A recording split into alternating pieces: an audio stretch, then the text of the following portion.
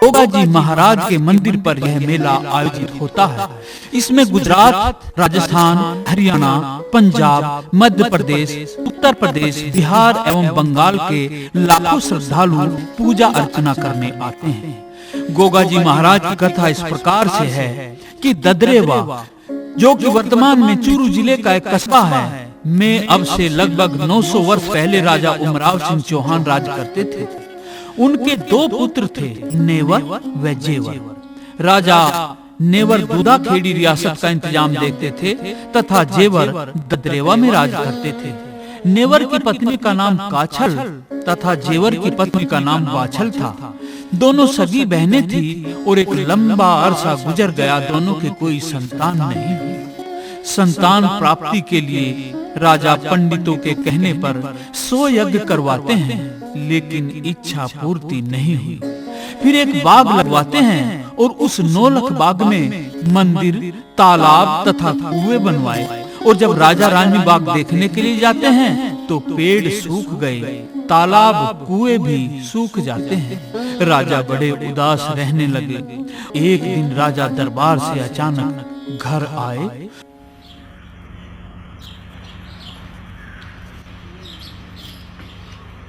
हे स्त्री, तुमने मुझे देख करके मुंह क्यों फेर लिया? नहीं महाराज, ऐसी कोई बात नहीं है। नहीं, साफ बताओ, मैं तुम्हें कुछ नहीं कहूँगा। आखिर क्या कारण है? महाराज, आपकी कोई संतान नहीं है, इसलिए मैं आपका मुंह देखूंगी तो मुझे शाम तक खाना नसीब नहीं होगा, इसलिए मैंने आपका मुंह नहीं देखा। मुझे देखने से तुम्हें खाना नसीब नहीं होगा? तो तुम कितने प्राणी हो घर में? जी 2। ठीक है, आज हम तुम्हारा खाना घर भिजवा देंगे।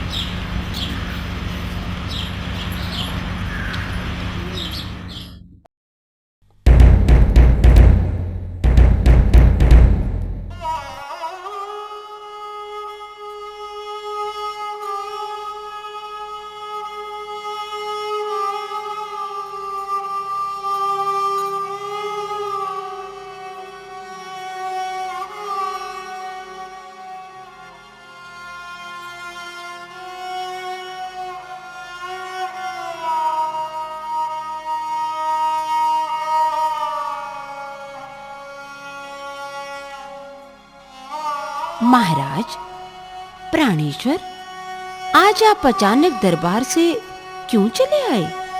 और वैसे भी आज आप अन्य दिनों की अपेक्षा अधिक उदास लग रहे हैं। और ये आंखें, महाराज, शायद आप आज कुछ रोए भी हैं।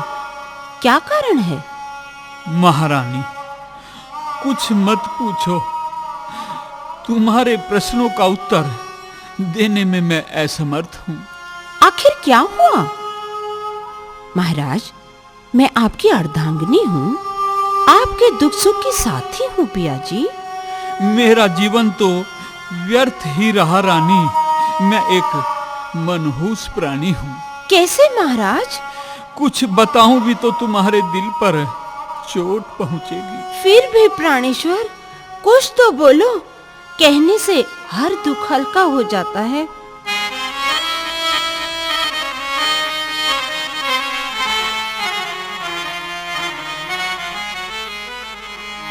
सच बता दो पिया जी,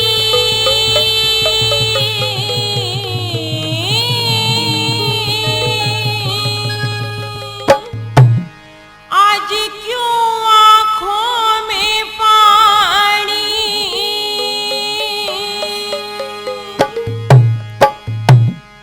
हाँ, बिन औलाद करम का महीना हो, मैं बिन औलाद करम का हीना के मेरी जिंदगानी। सच बता दो पिया जी, आज क्यों आँखों में पानी?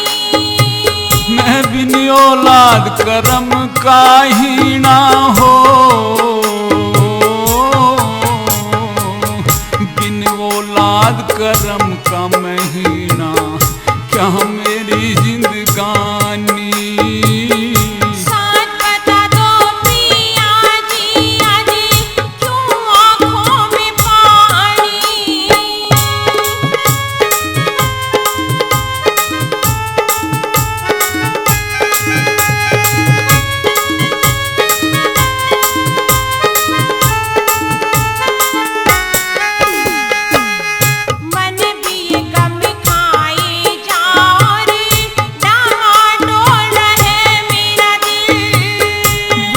औलाद को लोग कहें के मोक्ष की ना मिलती मंजिल, मोक्ष की ना मिलती मंजिल। आज दुख का जख्म दुखाया किसी ने, बात बड़ी मन की मुश्किल। एक औरत ने मुझे देख के, एक औरत ने मुझे देख के फेर लिया मुँह दिल गया हिल, फेर लिया मुँह दिल गया हिल। और महारानी, जब मैंने उससे पूछा था कि हे स्त्री तुमने मुझे देखकर मुंह क्यों फेर लिया, तो पहले तो वो बताने में आनाकानी करती रही, और जब मैंने उससे कहा कि मैं कुछ नहीं कहूंगा तो बोली कि महाराज आप निसंतान हैं, आपका चेहरा देखने से शाम तक खाना नसीब नहीं होगा। राजा से भी मुंह पिचकाया, कौन सी वो मर जानी। हाँ मुझे देख के यूं बोली थी हो, मुझे देख के यूं बोली आज मिले ना जल पानी। साथ बता दो पिया जी आज क्यों आँखों में पानी। साथ बता दो पिया जी आज क्यों आँखों में पानी।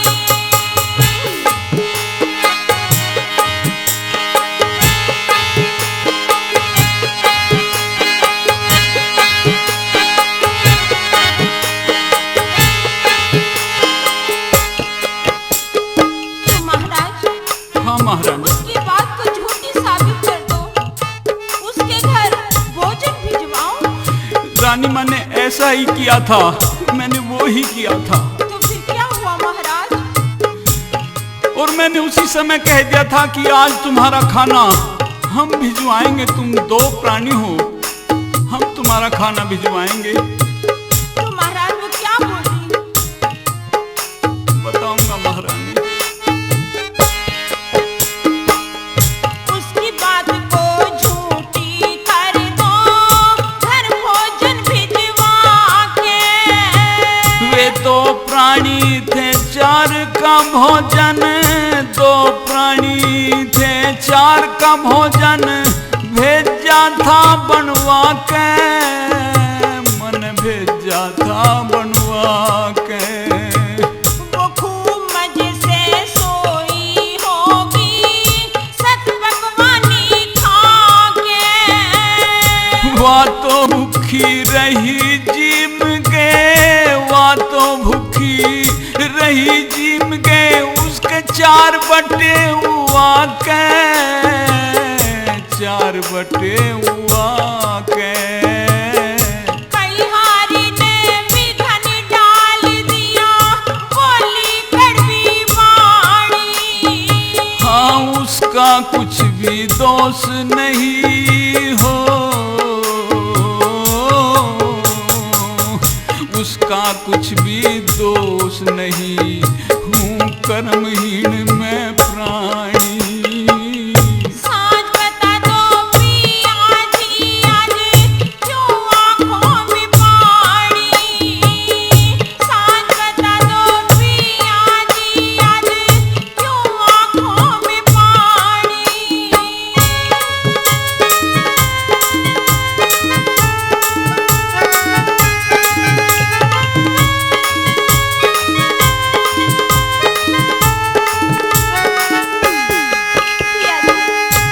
हाँ महारानी, ये तो मेरा ही दोष है, अभागिन तो मैं ही हूँ ना। नहीं ऐसा ना कहो। लेकिन पिया जी अब आप मेरे कहने से एक काम अवश्य करो। क्या महारानी? सुनो महाराज,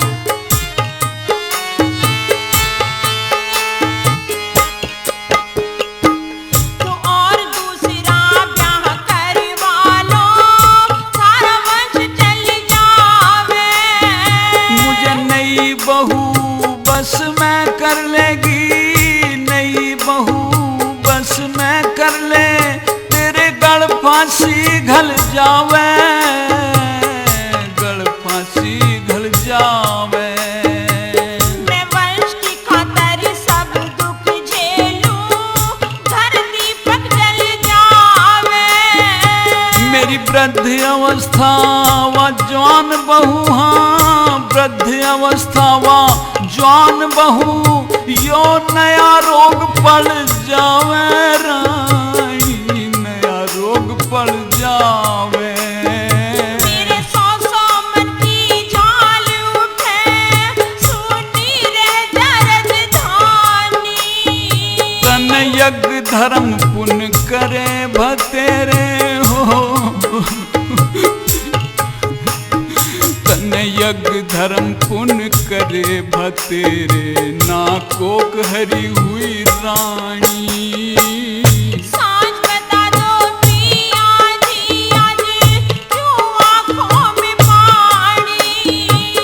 सांझ बता दो पिया जी आज क्यों आँखों में पानी।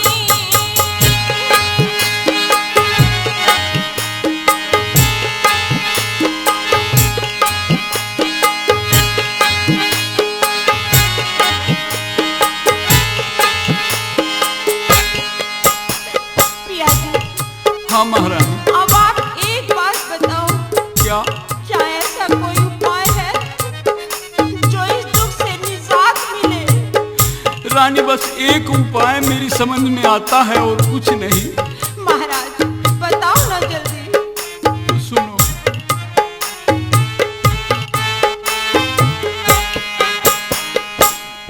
किसके आगे दुख रोऊं जो चल जावन हमारा। मैं करूं तपस्या बन में जाके, करूं तपस्या बन में जाके, और नहीं कुछ चारा, और नहीं कुछ चारा। तेरे बिना फिर मेरे पिया मेरा कौन सहारा।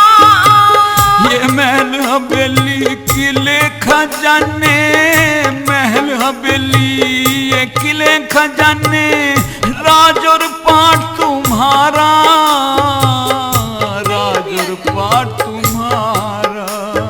श्री रामपाल लिखता था प्रेम से दुनिया हो जानी।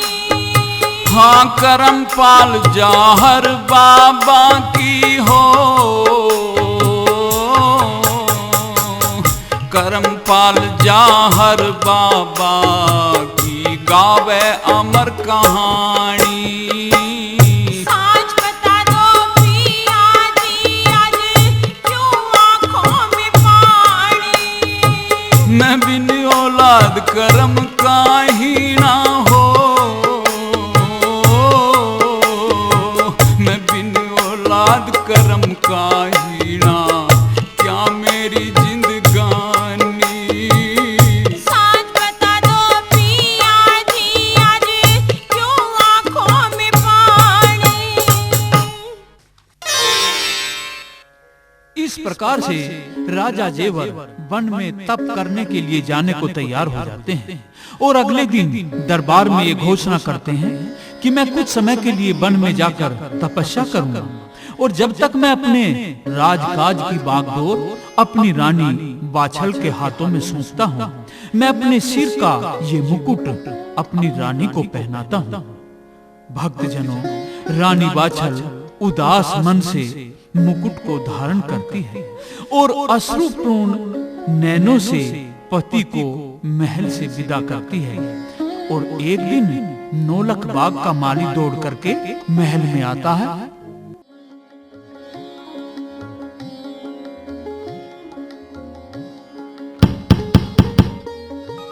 महारानी जी की जय हो, महारानी जी की जय हो।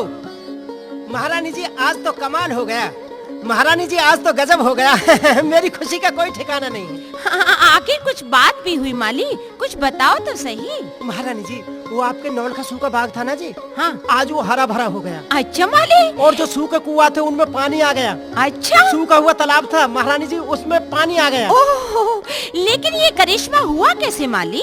महारानी जी, आपके बागों में गुरु गोरखनाथ अपने 14 से चेलाओं सहित जमात लेकर के आए हुए हैं। अच्छा माली। हाँ रानी साहब, और देखो कुछ साधु संत तो आपके महलों की तरफ आ रहे हैं।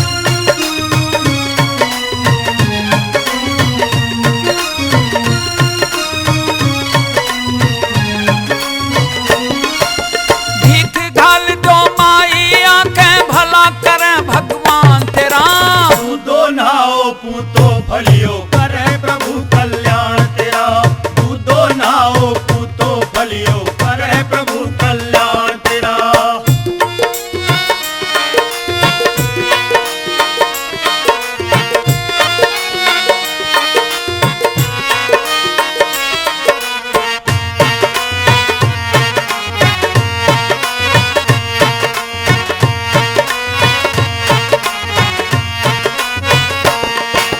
दान दिए से धन ना घटता, पाप घटे धन नहाए से। कुनारी से कुल घटता, इज्जत घटे हाथ फैलाए से। क्रोध करे से ज्ञान घटे, बल घटता एन बढ़ाए से। सतपुरुषों का घटे चरित्र, बुरे की संगत जाए से। सतपुरुषों का घटे चरित्र, बुरे की संगत जाए से। भूखे को भोजन दे तेरी हो, भूखे को भोजन दे तेरी हो, भारी एहसान तेरा। दूधो नाओ पूतो फलियो करे प्रभु कल्याण तेरा। दूधो नाओ पूतो फलियो करे प्रभु कल्याण तेरा।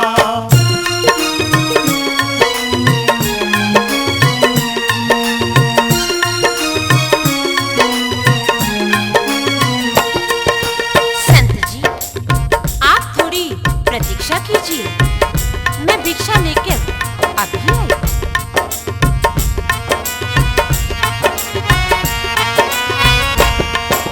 साधु संतों की सेवा से अच्छा ही फल मिला करें। जहाँ जहाँ कदम पड़े संतों के, चमन सूखता खिला करें। दान पुण्य में रहे आस्था, वो नर फूला फला करे।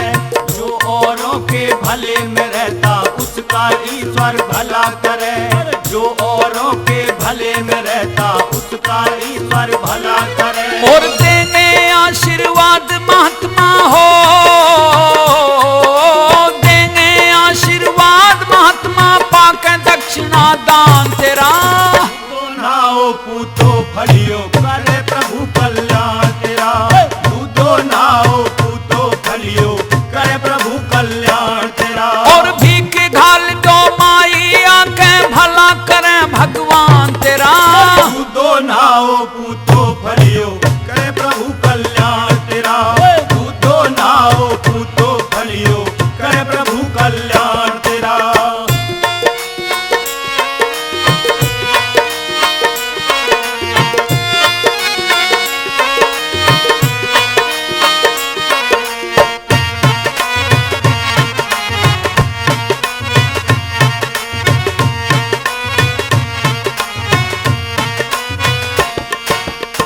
ये लो महात्मन, ये दक्षिणा आपकी और आपके गुरुजी की है, और भोजन आदि मैं बाग में ही भिजवा रही हूँ।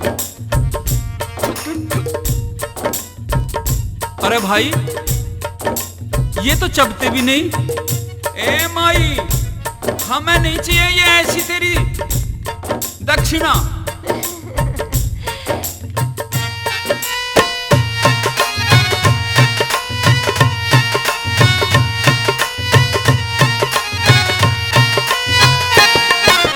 कंकर पत्थर ना चाहिए, ये बात तो सुन ले माई जी। खीर खांड खाने का भोजन क्यों नहीं लेके आई जी।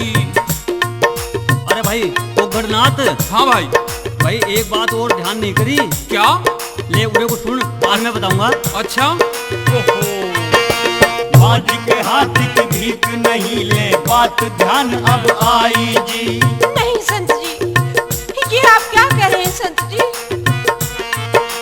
बाज के हाथ की भीख नहीं ले, बात ध्यान अब आई जी। साची बात जो निकली मुंह से क्यों रो रो टकराई जी। अरे साची बात जो निकली मुंह से क्यों रो रो टकराई जी। और बिना औलादी बांझ वीर तू हो, बिना औलादी बांझ वीर तू इब आया हमें ध्यान तेरा। दूधो नाओ पूतो फलियो करे प्रभु कल्याण तेरा। दूधो नाओ पूतो फलियो करे प्रभु कल्याण तेरा।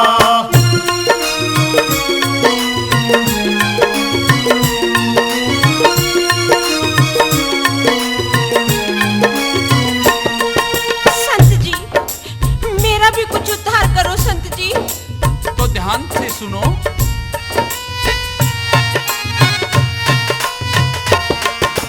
सतगुरु गोरखनाथ का माई नौलख बाग में डेरा है, जाके चरण पूज ले उनके काटे जो दुख तेरा है। 1400 चेले गुरु गोरख अपने संग में ले रहा है।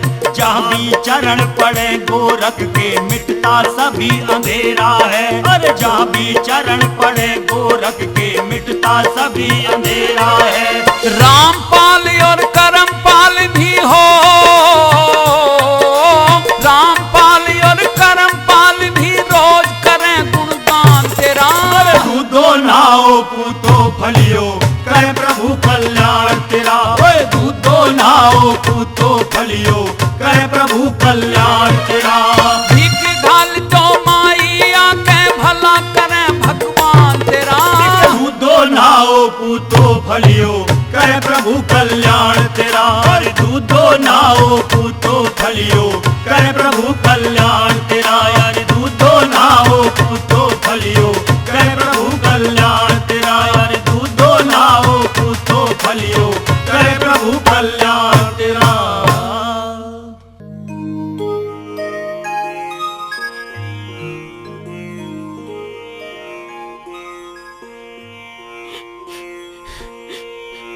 महाराज की जय हो।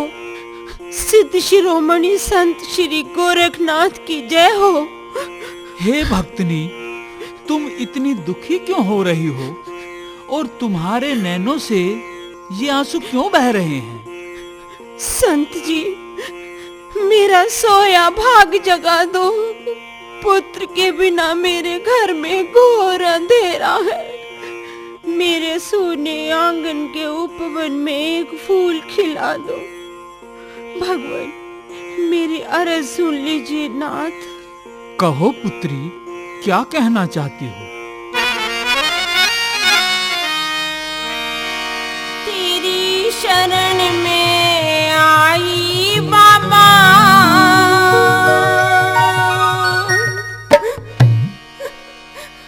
हाथ शीश पे धर दे।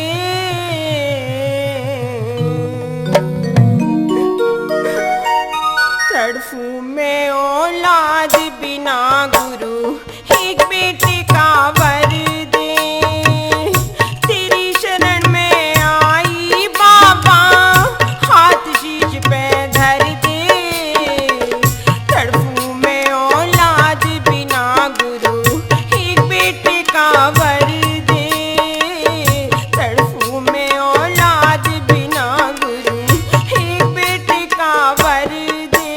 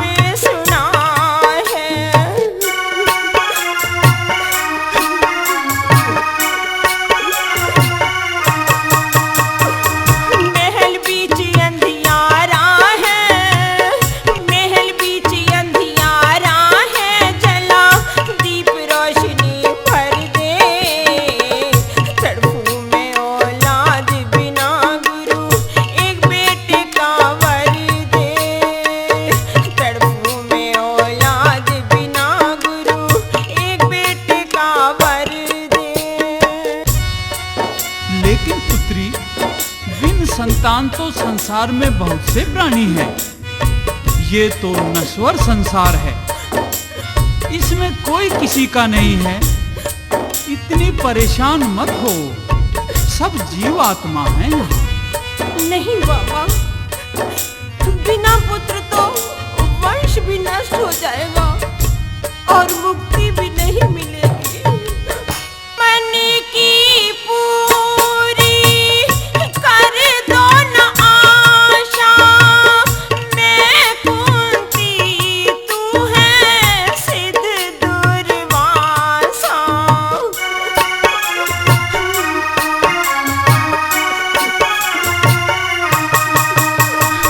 भूलू ना एहसान तेरा तू, भूलू ना एहसान तेरा तू, दुखिया का दुख हर दे। तड़फू में औलाद बिना गुरु, एक बेटे का वर दे। तड़फू में औलाद बिना गुरु, एक बेटे का वर दे।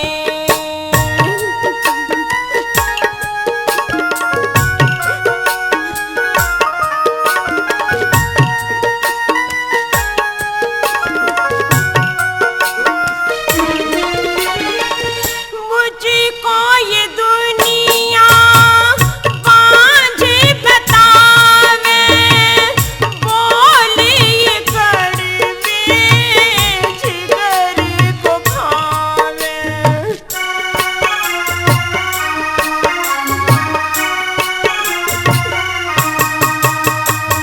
भंडारा करवाऊं बाबा, भंडारा करवाऊं बाबा, इच्छा पूरी कर दे। तड़फू में औलाद बिना गुरु, एक बेटे का वर दे। तड़फू में औलाद बिना गुरु, एक बेटे का वर दे।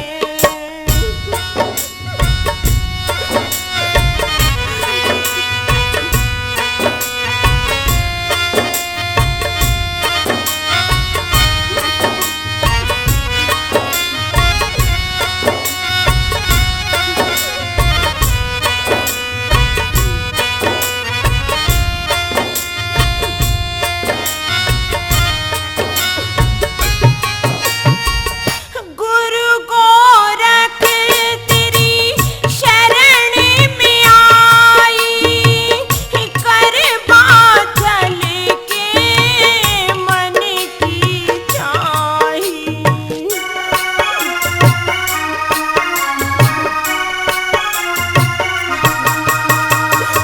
मंजू के भी बाबा जी तू, मंजू के भी बाबा जी तू, खोल घट के पर्दे। तड़फू में औलाद बिना गुरु, एक बेटे का वर दे। तेरी शरण में आई बाबा, हाथ शीश पे धर दे। तड़फू में औलाद बिना गुरु, एक बेटे का वर दे। तड़फू में औलाद बिना गुरु।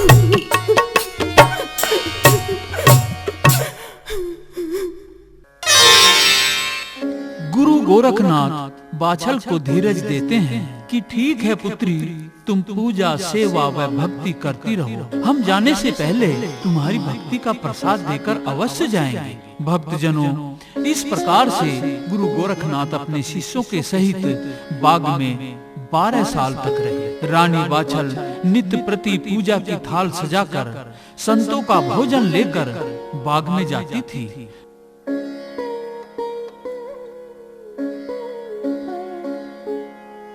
वहां सफाई करती, पानी पिलाती, पेड़ों को पानी देती और फिर वो पूजा का कार्य भी करती। उसका दैनिक कर्म था।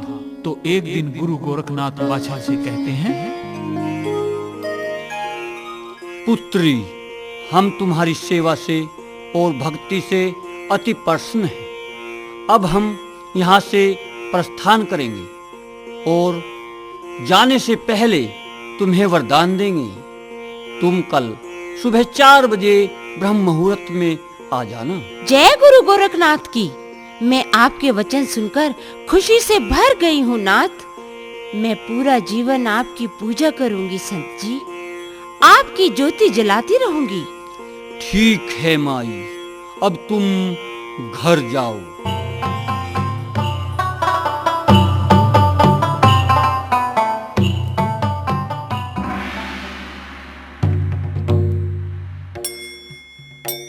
ए नंदी, क्या कह रही थी बहन बाछल?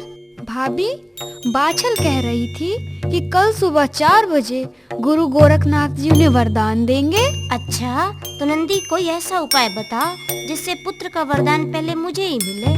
बड़ी तो मैं हूँ, पुत्र तो पहले मुझे चाहिए।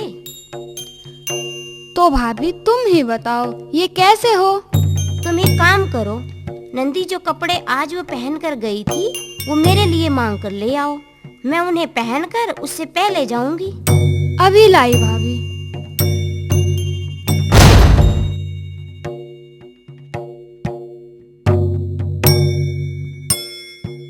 ओम नमः शिवाय। जय हो भगवान। माई, तुम तो बड़ी जल्दी चली आई, अभी तो बहुत रात बाकी है। गुरुजी, खुशी खुशी में नींद नहीं आई। ठीक है पुत्री, लो ये जौ के 2 दाने हाथ पर रखो और घर जाकर के नहा धोकर इनको खाकर पानी पी लेना। तुम्हारे 2 पुत्र होंगे। अब तुम घर जा सकती हो। अरे ओ घरनाथ, सभी शिष्यों से कह दो तुरंत हम यहाँ से प्रस्थान करेंगे। ठीक है गुरुवर।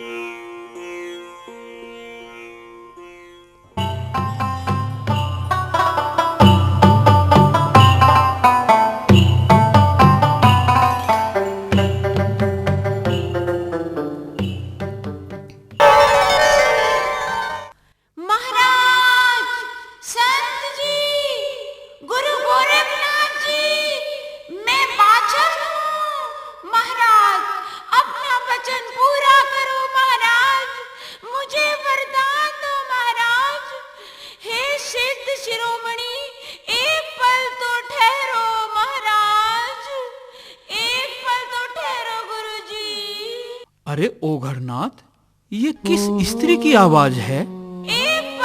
गुरुजी, कोई स्त्री रुकने के लिए प्रार्थना कर रही है। वो आ रही है, शायद भक्तनी बाछल है। महाराज, आप मुझे इस प्रकार से निराश करके ना जाओ भगवान, मेरी बात सुनो भगवान। अरे अभी तो तू वरदान ले गई थी, फिर दोबारा क्यों आ गई? क्या तू 2 पुत्रों से भी संतुष्ट नहीं हुई? और कितने पुत्र चाहिए तुम्हें?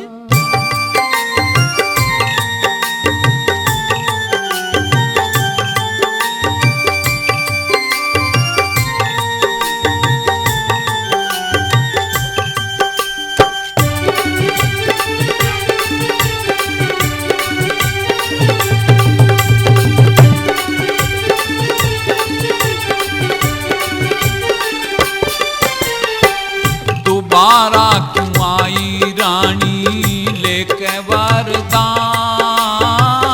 खाली गोद रह की बाबा निकल रहे प्राण। दोबारा क्यों आई रानी लेके वरदान? खाली गोद रह की बाबा निकल रहे प्राण, निकल रहे प्राण। लेकिन रानी बाछल, हमने तो तुम्हें आशीर्वाद दे दिया था सुबह ही सुबह, फिर दोबारा क्यों आई तुम?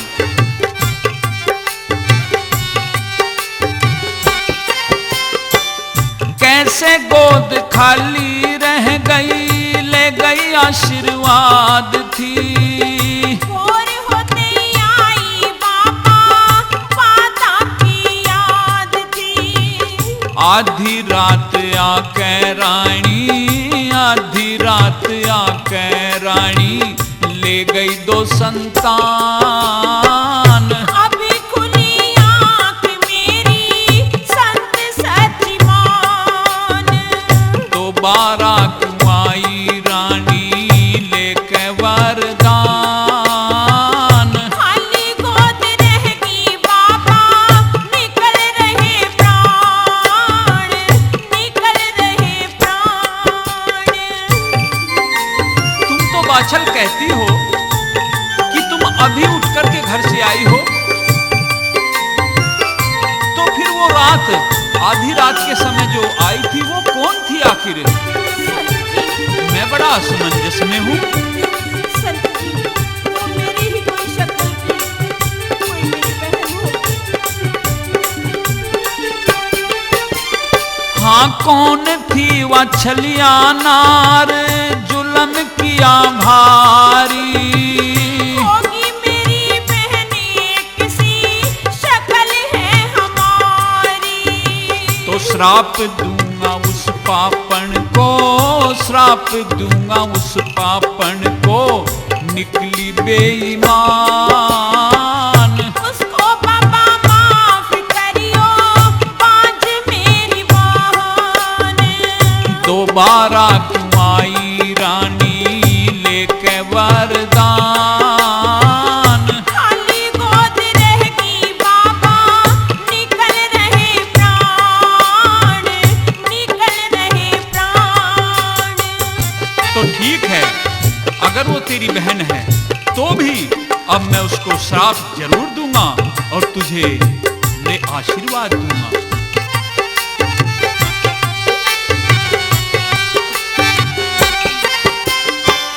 ले बाछल तेरे बेटा होगा शूरवीर बलकारी। करूं आपकी पूजा बाबा जिंदगी में सारी। अभी तुम यहीं ठहरो पुत्री, इंतजार करो। ओम नमः शिवाय, ओम नमः शिवाय, ओम नमः शिवाय।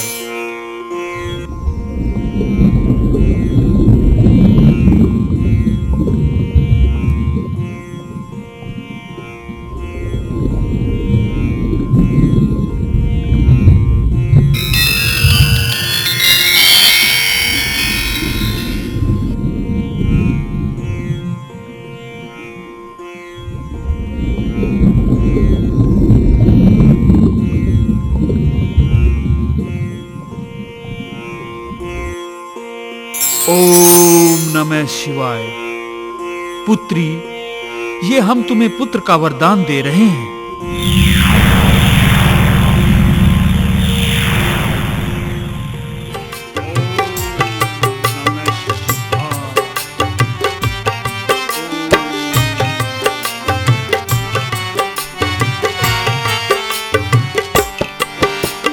हाँ गुग्गल घोल पी जाइए हो, गुग्गल घोल पी जाइए हो बोगा बलवान। धन्य धन्य गोरख तुमने पूजेगा जहान। दोबारा क्यों आई रानी लेने वरदान।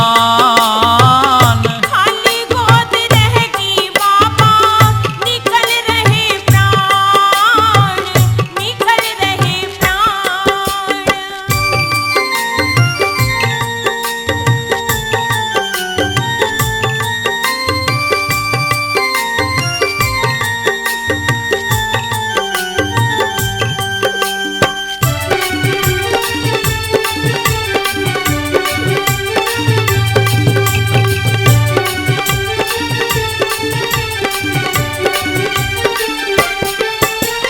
हाँ तेरा गोगा का छल के दोनों बेटों को मारेगा। बिन भगवान भगत के कारज बिगड़े कौन सारेगा। हाँ रामपाल गुरु गोरख तेरा करेगा कल्याण। धर्मपाल भी समझावे गुरु गोरख का ज्ञान। दोबारा क्यों आई रानी लेने वरदान।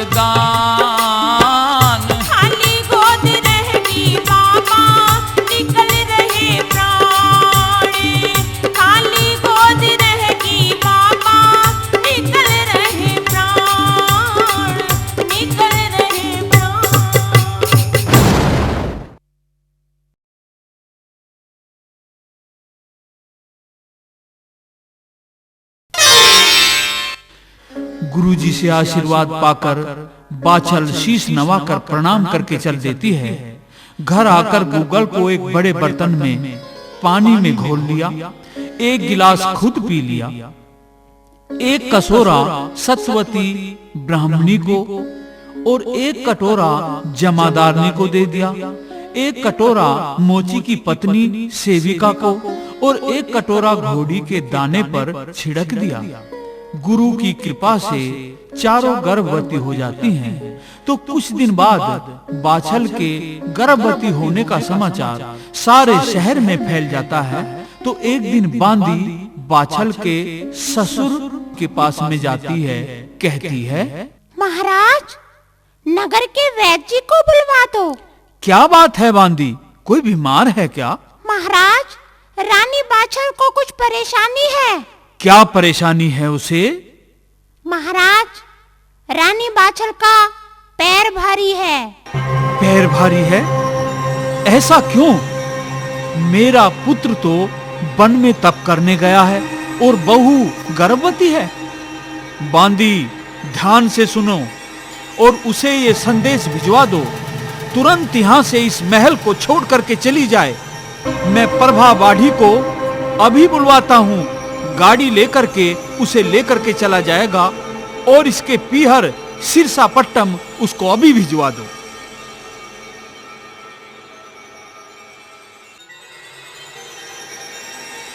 हे बांदी, पिताजी किस बात पर गुस्सा हो रहे हैं? राजकुमारी, तुम्हारी भाभी गर्भवती है ना? हाँ हाँ, पता है। महाराज नाराज हैं, उसे पीहर भेजने की कह रहे हैं। ठीक ही तो कह रहे हैं पिताजी, मैं उसे अभी धक्के देकर बाहर निकालती हूँ। चलो चलो राजकुमारी।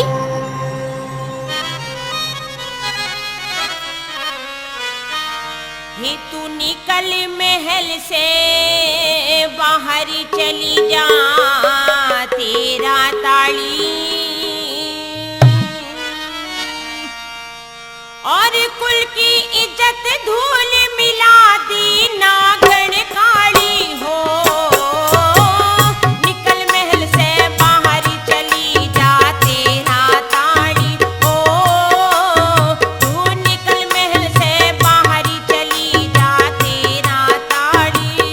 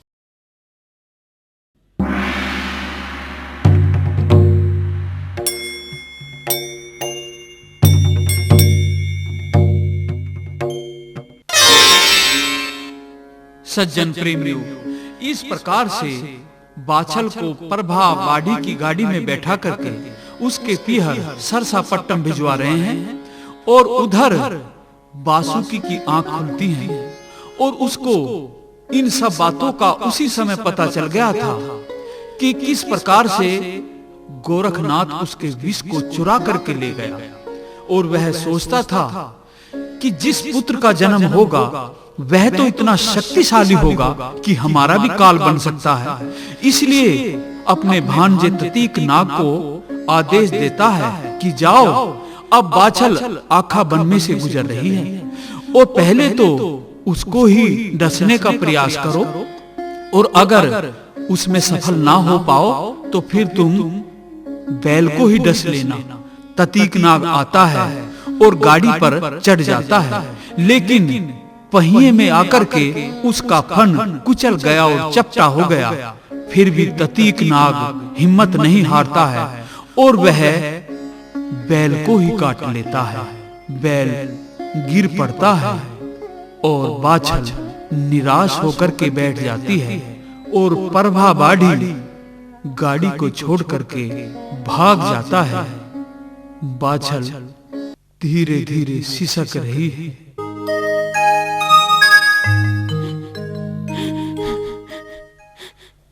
माँ, माँ, मैं आपके गर्भ से आपका पुत्र बोल रहा हूँ। आप घबराओ मत, मैं आपका बेटा हूँ।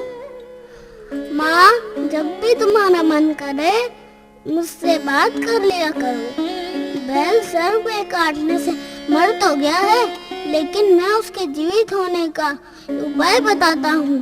अपनी चोटी के 2 बाल तोड़कर बैल के सींग में बांध दो, वह अभी जीवित हो जाएगा। मैं कभी कभी आपसे बातें कर लिया करूँगा, आप भी करोगी ना बातें माँ? हाँ बेटा, करूंगी बातें।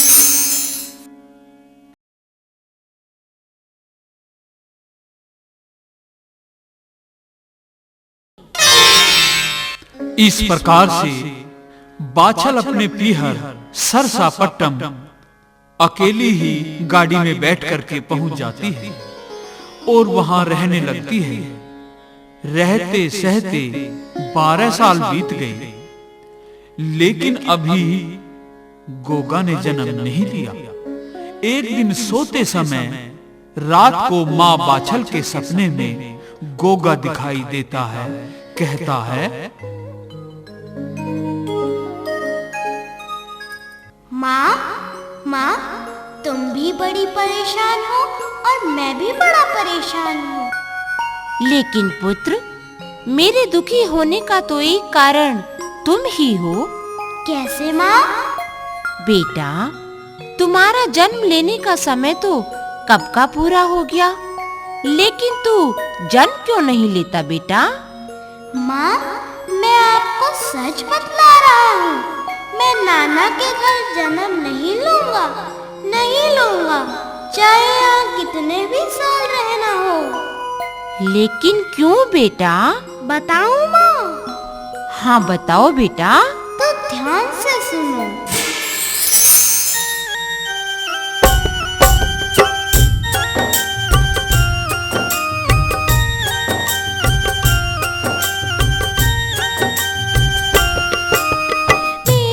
तेरा माँ बेटे का नातारी, नातारी करिए बाछल ख्याल माँ।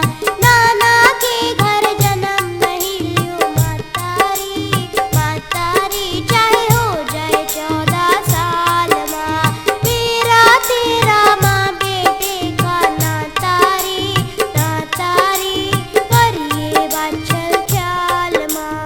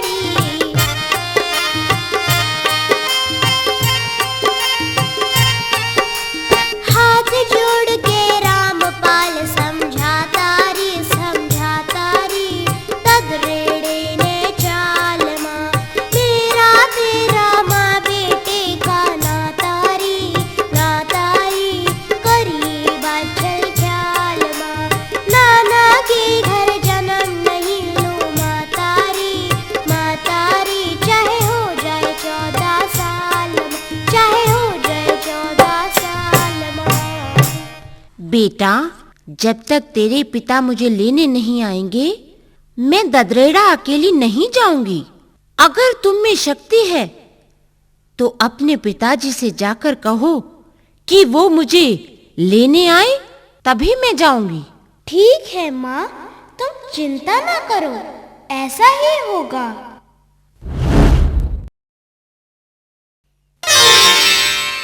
भक्तजनों, कुछ समय पहले ही राजा जेवर भी तप करके घर आ गए थे। एक सैनिक ने रास्ते में ही बता दिया था कि रानी को तो सबीर देवी ने महल से निकाल दिया था। वैसे तो राजा जेवर इस घटना से बड़े दुखी हुए, लेकिन लोक लाज से चुप रहे। कई दिन से राजा जेवर अब तो बीमार चल रहे थे, बिस्तर पर तड़पते रहते थे। एक रात को गोगा उनके सपने में आता है, कहता है, पिताजी, आप ऐसे ही तड़पोगे जब तक तुम मेरी माता को नहीं लेकर आओगे।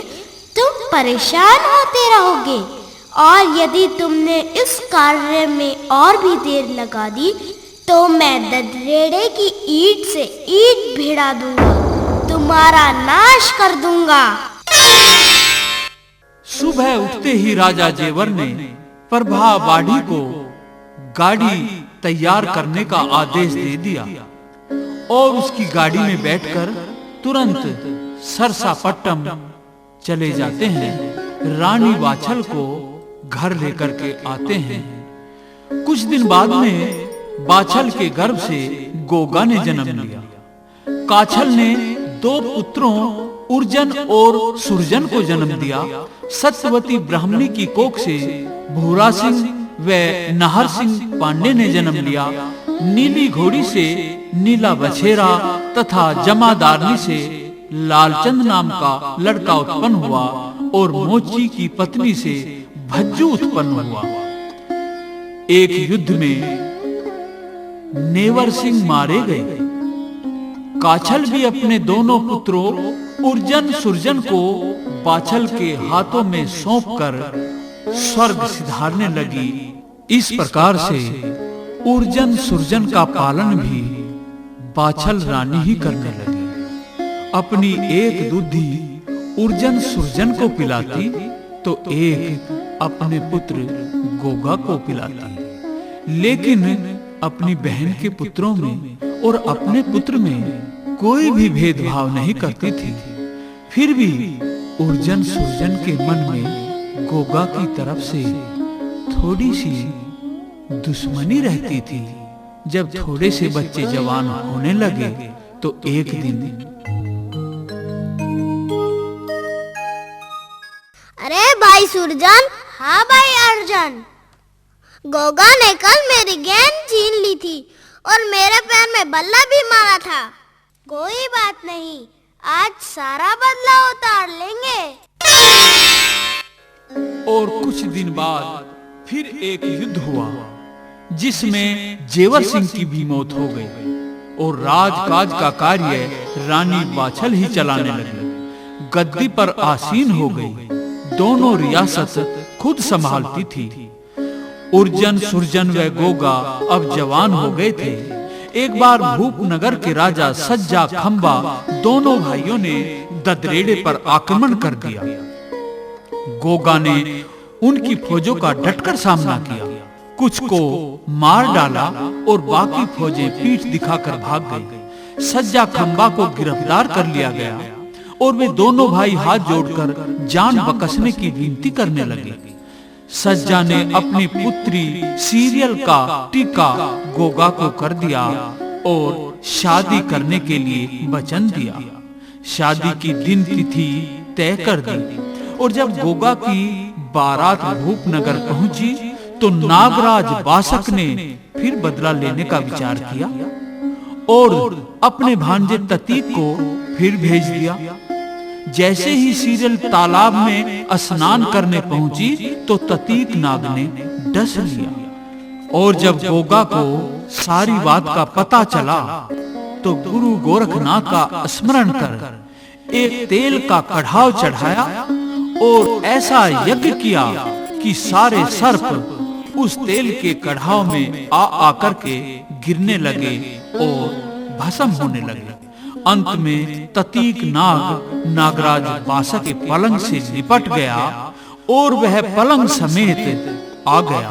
तो बासक ने हाथ जोड़ करके माफी मांगी और अपनी जान बकसने की प्रार्थना की। ततीक ने गोगा के कहने से सीजल का जहर सूत लिया और धूमधाम से शादी होने लगी और स्त्रियां लड़कियां गीत गाती हैं।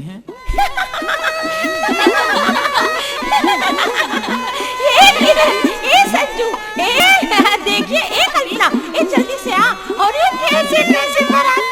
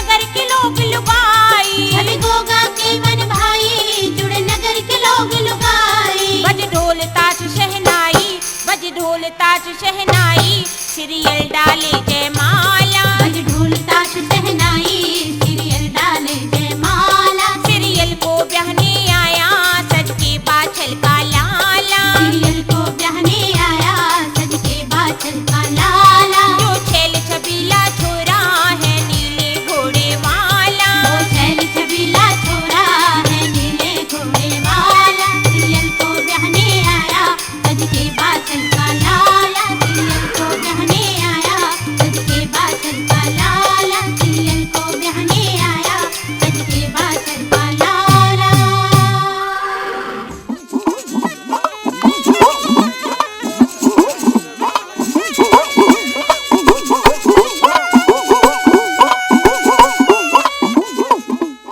सज्जन प्रेमियों व भक्तजनों, आपके सामने बाबा जहारवीर की कथा गीत, संगीत व नाटक के रूप में पेश कर रहे हैं। राजस्थान राज्य में प्रसिद्ध पवित्र धाम गोगा मेडी है। यहाँ हर वर्ष भादवा बदी पड़वा से भादवा सुदी एकादशी तक लगभग 1 महीने का मेला लगता है। सांपों के देवता माने जाने वाले